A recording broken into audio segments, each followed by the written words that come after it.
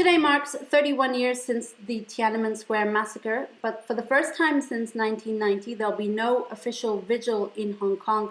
Chinese authorities have banned all commemoration ceremonies under the pretext of coronavirus, but for pro-democracy protesters in Hong Kong, it's yet another attempt to suppress free speech.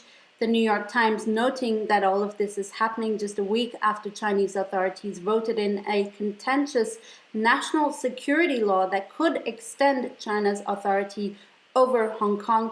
The freedoms enjoyed by Hong Kong are ever more uncertain, the paper says. Now, in the wake of that law, British Prime Minister Boris Johnson has offered to welcome millions of Hong Kong residents.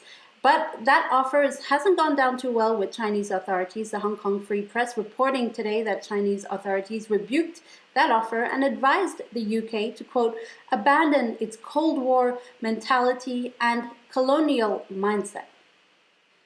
The irony of the UK's offer of migration to millions of Hong Kong residents at a time when it has spent years trying to fight off EU migration under the Brexit deal is not lost on The Guardian today. The British paper noting that the offer of the UK as a safe haven and standing up to China is a big gamble for Boris Johnson, the extent of which is unclear.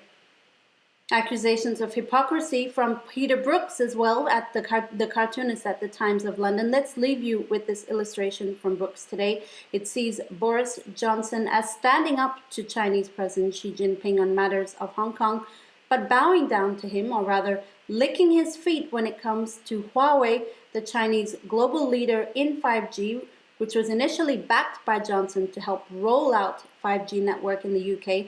He's since reneged on this deal after pressure from lawmakers.